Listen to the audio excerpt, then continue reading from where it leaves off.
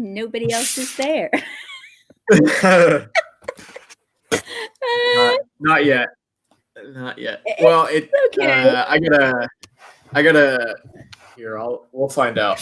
It doesn't. This thing doesn't necessarily tell you how many people are on. So let me.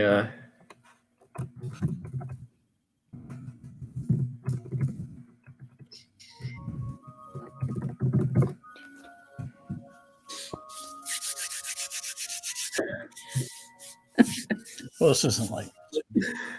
No, there are 3 people. There are 3 people watching on YouTube. Oh. Seth is here. Seth Thomas is here. All right, Seth. Hi, Seth. Bethany's here. And somebody else. Oh, yeah. Sue Thomas, what's up? Seth here. Charlie, Bethany.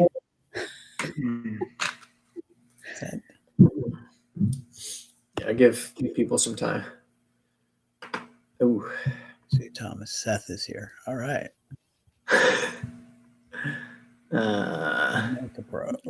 Let me get my question typed up. So how do you enter that? Okay.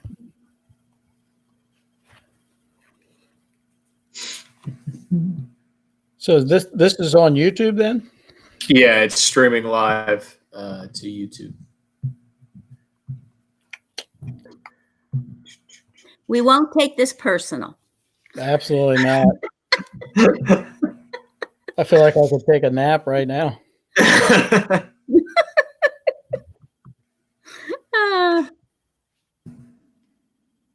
Well, you know, with the big holiday weekend coming up and all the beach trips. I totally forgot about that. This weekend was Memorial holiday. Well, not that it's a big deal. I mean, AAA is not even giving a driving report this go around because it's not gonna be an issue. Interesting. Yep. So do folks usually kind of say, "Hey, I'm here," if they are watching, or not necessarily? Sometimes, a lot of times not.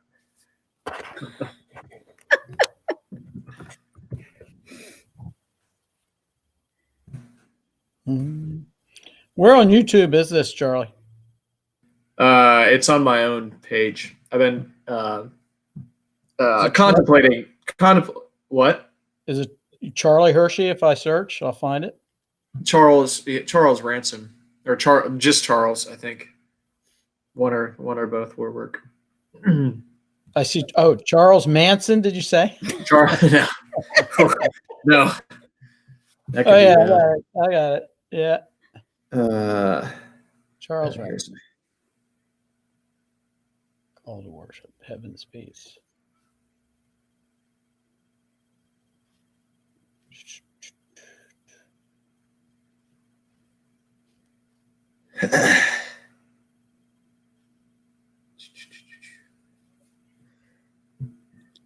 Most of these kids probably have their parents to look at, because some good marriages, and might not need. Yeah. Yeah. I hope so. I hope so. I could have let you talk about next week's. What's that? The title is "Why Does God Care Who I Sleep With?" Yeah. Yeah. So who is? Are you gonna take that one? Yeah. Yeah. I think you'll have that one. That'll be quite exciting. Yes. Yeah. I think people will get on for that. Could be.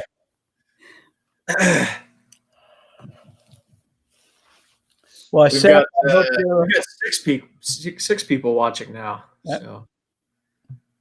Can you tell who else is there?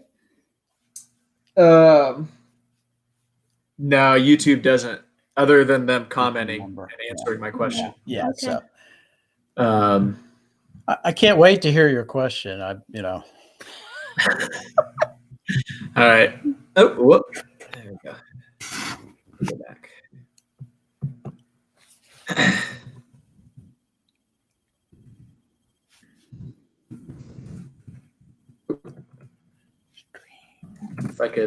could type, that would help.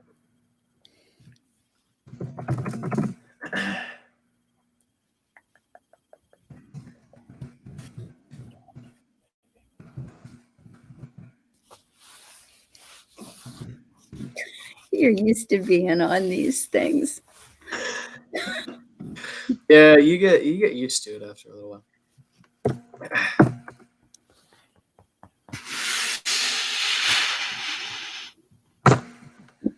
All right, there we go. Ooh, RJ Warfel is here. Okay. What's up, RJ? All right, there's the question. Who was King Solomon's first wife? No cheating. No cheating allowed. Oh. Michael? Yeah, so question of the week. Who was King Solomon's first wife? Oh, King Solomon's. I'm thinking of David. Bonus points if you can say how many wives he actually ended up having.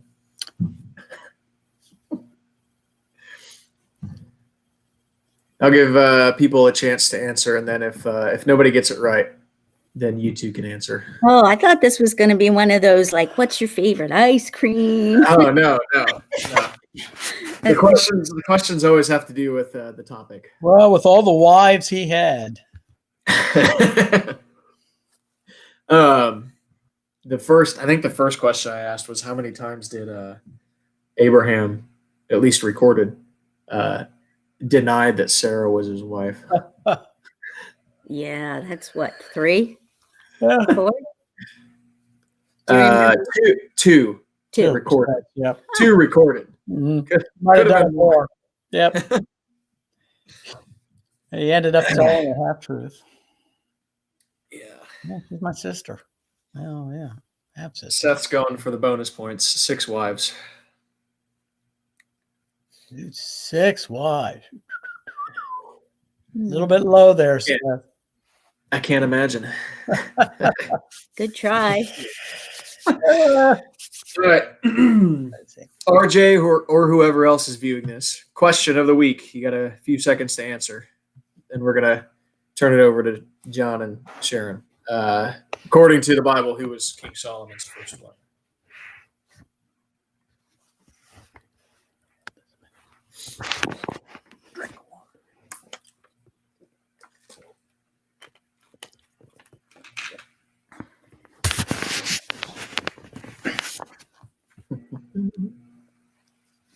Bethany, you can answer too if you're still watching.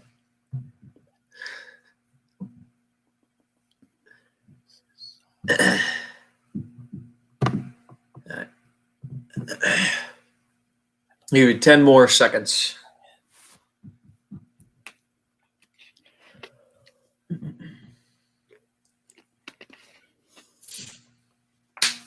All right, John Sharon, any guesses as to who Solomon's first wife was? Mrs. Solomon. That is incorrect. Okay. Do you know how many wives he ended up having? It was 300, wasn't it? I don't remember. That was just a bonus points if somebody knew. I thought it was he had 300 concubines and 700 wives. Well, it might have been. It was one of the other. He had total 1,000 in his harem. Yeah. Yeah. Wow. Bethany says 700 wives, 300 concubines, or the other way around. Either way, that's ridiculous. His first wife, though, the answer to the original question was Pharaoh's daughter. Oh, okay. According to 1 Kings 3:1. So what was her name? Pharaoh's daughter. That's about all I know. All right. Lily or something like that. Yep. Yeah. All right. All right, everyone. So for those of you watching, we have some very super special guests this week, Pastor John and Sharon. You might be asking yourselves, you're still in high school. Why would you need to know about marriage? Well, like we said before, as far as engagement goes, you might not be there yet, but sometimes it's helpful to be told things earlier in your life so you can kind of tuck it away in your back pocket for later on. And John and Sharon just recently celebrated 42 years of marriage, correct? So it's safe to say that you've got a little bit of experience in marriage, just a little bit. There are people with more, but not many. Thank you guys so much for joining us. So I'm going to pray, turn it over to you guys, and then you share for a few moments. And then, as we've done before, everyone watching, if you have questions you would like for them to answer at the end, preferably relevant questions, they have the right to deny to answer anything. So let me pray, and then I'll turn it over to you all. God, we're grateful for the good gift of marriage, the gift of relationships that you've given us. We're grateful that in this way you have allowed us to reflect your relationship with us, between Christ and the church. And so pray that you would speak to us now through John and Sharon. Thank you for them and their faithfulness in ministry and in marriage that we can glean from in this time. So pray that you would give them the words to share, that you would give us eyes to see, ears to hear, and hearts that are soft to receive your word for us in this time. We pray these things in Christ's name. Amen. Amen. So it's all yours. Okay. Well, just thought I'd let you know a little bit about how we met. We were both 19 at the time. I was in my sophomore year at college. Sharon was a freshman. She started a year behind me, even though we graduated the same year. She took a gap year working. And so when we met, of course, we kind of knew like what we were looking for in a spouse, a potential spouse. Not that we wanted to get married right away, but when we met each other, and this was on both at the top of both of our lists, and that was we wanted someone who was thoroughly committed to Christ, and someone who would not drag us away from our commitment and relationship with Christ, but someone who kind of push us toward Christ. And now some of you know, or maybe you don't know, we were Bible college students. So, well, I mean, every girl at the college should have fit that bill, right? Well, not really. I dated a couple my freshman year, but Sharon was special. When we first met, she told me, and this impressed me, that she thought God was leading her to be a missionary to Spain. And I surprised myself because when I got back to the dorm and some of my guy friends said, "Hey, how was that date with Sharon Petrowski?" I said, "Well, she said she wants to be a missionary to Spain, but I'll change that." Because I had no inkling that God was calling me to be a missionary to Spain. And so we actually dated for probably 6 months, and then we actually got engaged. And then it was a long engagement just because of where we were in our education, and just because my dad said I had to graduate before we got married. And so I honored him and that. My dad was a man of few words, but when he spoke, we listened. So that's how we met. And over the years, we've learned a lot, and we still are learning. We haven't arrived. Right. But there are some things we kind of batted back and forth as well as what's helped us. And probably at the top of the list would be commitment, and commitment, obviously, to Christ, but a commitment to each other that we are priority. She's my number one priority. After my commitment to God, after my commitment to Jesus Christ, she's number one. So we try to live that out. And I know she feels the same way because of some things that I don't know. Do you want to share anything on that about commitment and commitment to one another? Yeah. And the commitment that you make, putting each other first, many times, most times, That's really important. And you never know what you're going to come across in a marriage. It could be all of a sudden you have real physical issues, you have tragedy. You just never know. We got married, and then I got pregnant 6 weeks after we got married. We hadn't planned on that. That was a little stressful, and I was able to finish my schooling, and Emily was born spring break. So, stress and how you handle that is important. Yeah. And as Sharon said, commitment to one another. I think of the verse in Philippians chapter 2, where Paul's talking about having the attitude of Christ. And he said, each of you should consider the other as more important than himself. Look not to your own interests, but also to the interests of others. And then he goes on and he gives the example of Christ. And of course, what did Christ do for us? He laid down his life. And that's kind of the type of sacrificial commitment. And, sometimes you don't always feel like being committed. I mean, emotions, they're up and down. You get a bad night's sleep. Maybe you don't have the warm, fuzzy feeling toward your spouse that you normally do, or maybe you're physically sick, or you ate too much pizza and you get indigestion, but commitment. I once heard love defined in this way, and I think it's really helped us. That love is a commitment of the will to seek the welfare of the one loved. Yeah. And so that's what we try to do. We try to seek each other's welfare.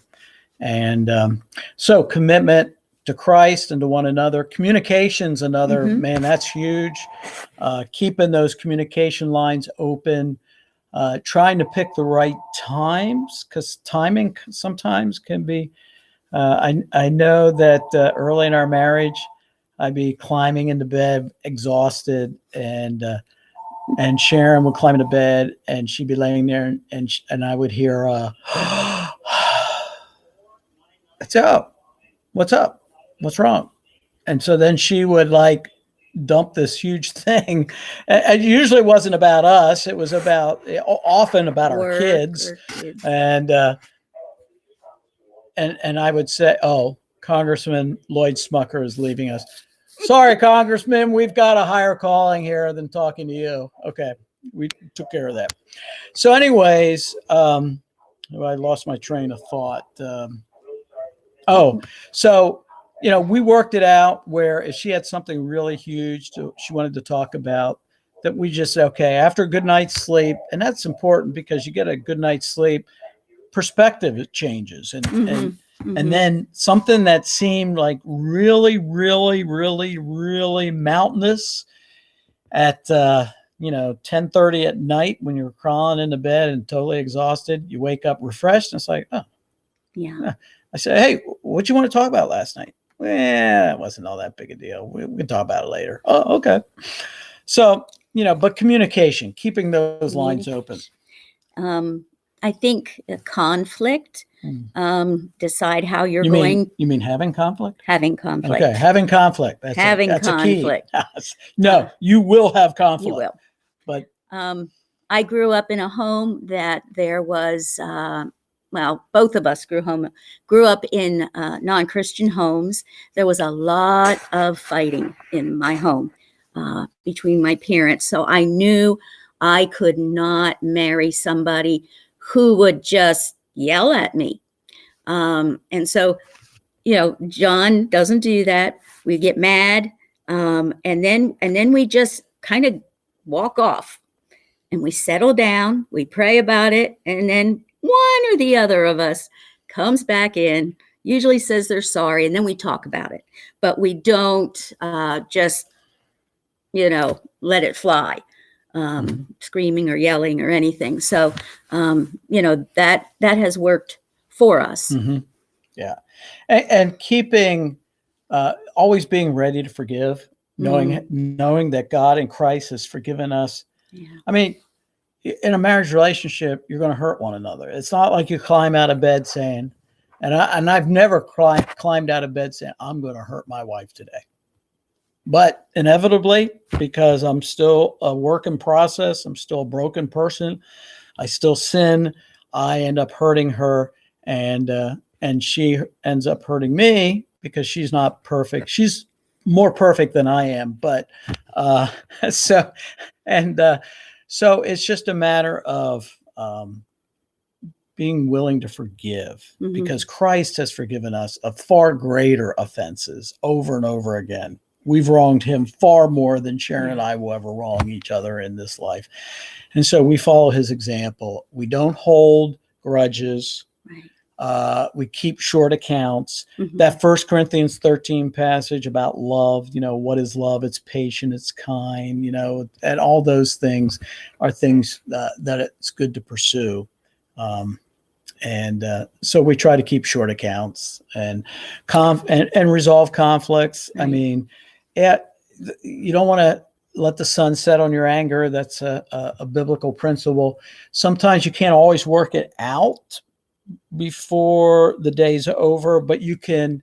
And what we've done, we've always agreed, okay, we're both exhausted, we're both tired, we're not thinking clearly. Tomorrow after dinner, or whenever we know we can carve out some alone time, quiet time, and that differs from time to time depending on the age of the kids and all. But you make a commitment that you're going to work it out. Another thing is companionship. We just enjoy one another's company. We're different personalities, but we complement each other.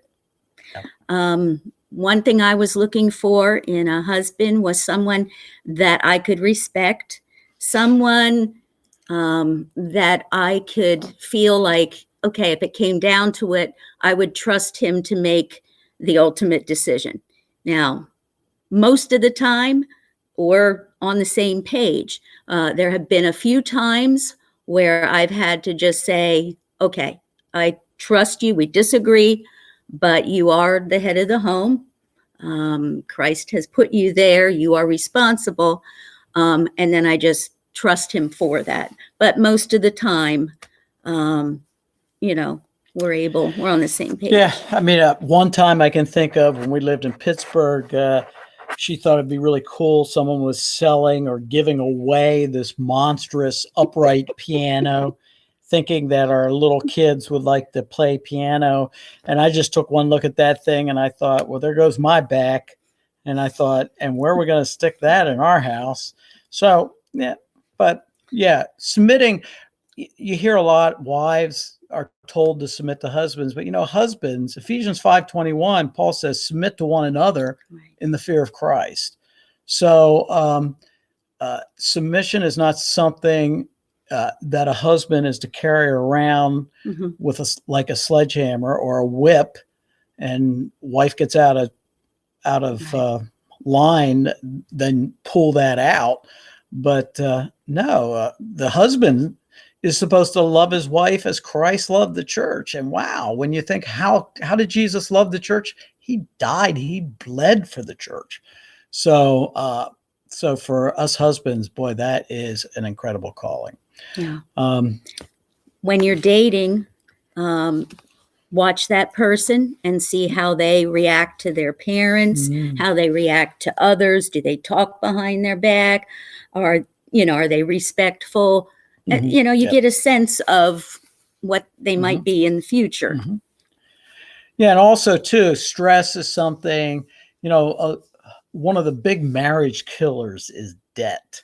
So I'm not going to get into, budget counseling here on this live stream, but it's just important from the very get-go that you in the early years of your marriage, you don't spend more than you take in.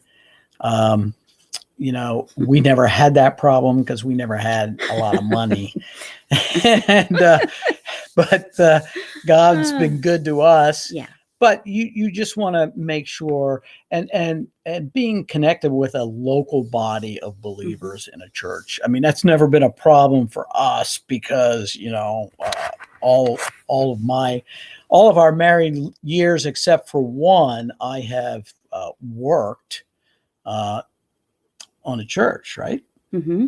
Yeah. Yeah. Except the first year. Right. So 2 years. Okay. First year I worked in a law firm and Center City affiliates. And then our third year of marriage, we were house parents together. Yeah, in a that Christian was home. stressful. So, yeah. But all those other times we've been part of a church, and that's really helped our marriage too. So, Mhm.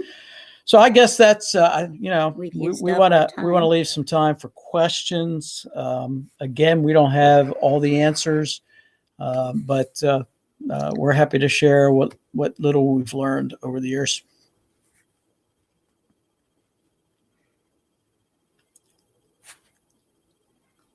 Can't hear you.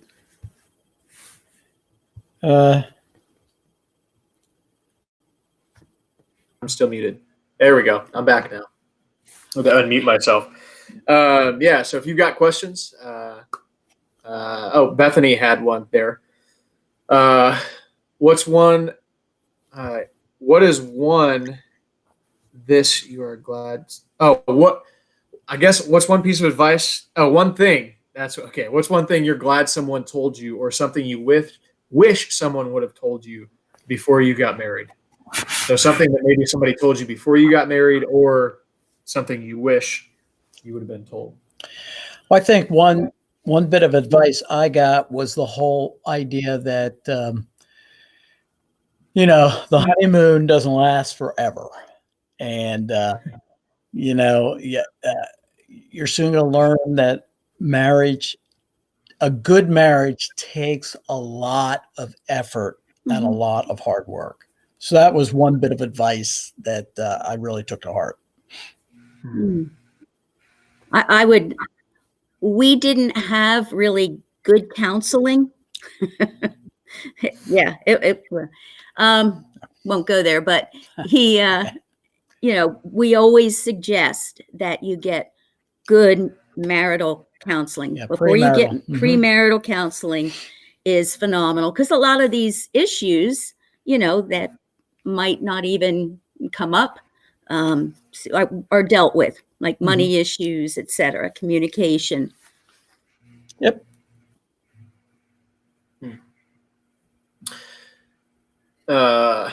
You'll see if somebody else asks something, but I have one question that I have is, we talk about marriage. In a marriage, you have the opportunity to show the world, show people around watching, exactly how the relationship between Christ and the church works, and put the gospel on display. Can you share with us a way that you've seen that happen through your own marriage? Or if that makes sense, like, can you name a time where you've actually gotten to see God working through your marriage in that way? Well, I think the obvious answer to that would just be across the years, in my role as a pastor, and when I think of the first two churches I pastored, where I was solo pastor. I can think the very first church in suburban.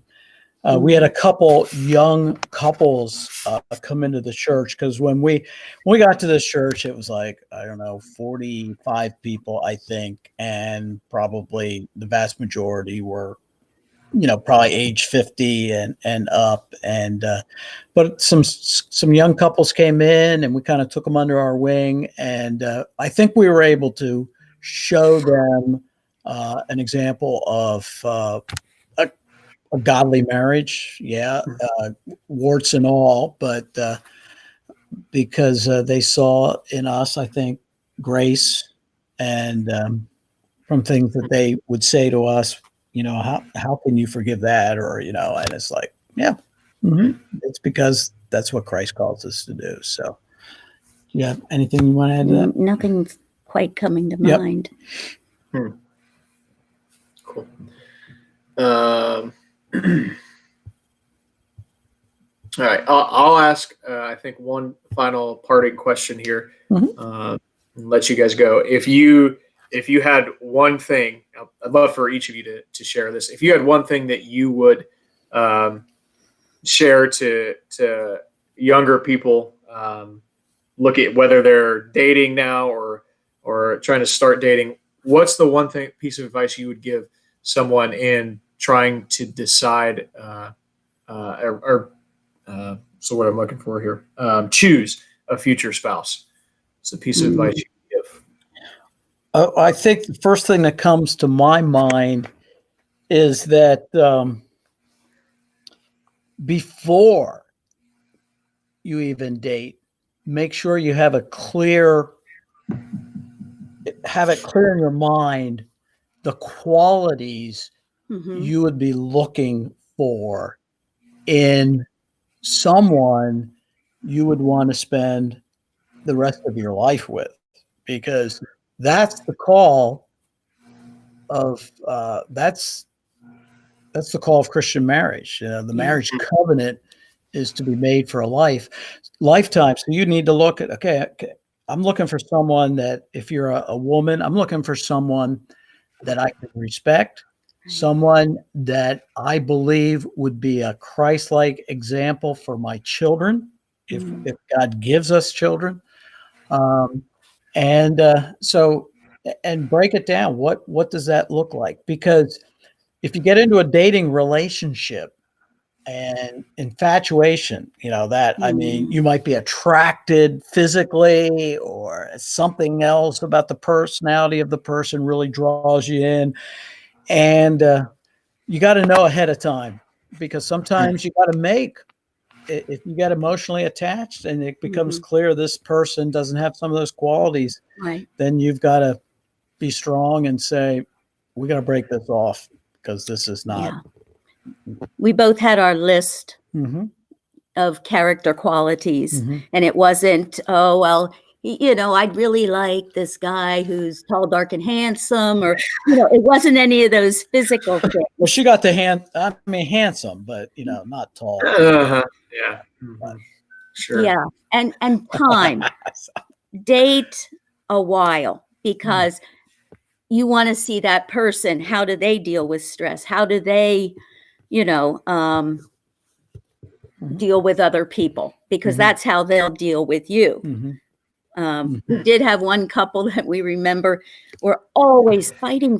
They were engaged and were always fighting. Well, eventually it broke off. Every evening. We were all relieved. Yes. So, make sure that you're compatible, because companionship means a lot. Yep.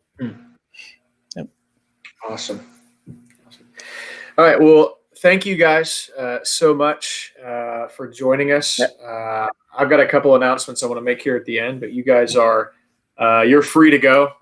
Thank you once again for doing this, taking your time out and sharing from what God has taught you and your years of experience in marriage. Well, glad to be here with you guys. Anyone who's watching, thanks for showing up. Thanks, Charlie, for the invite.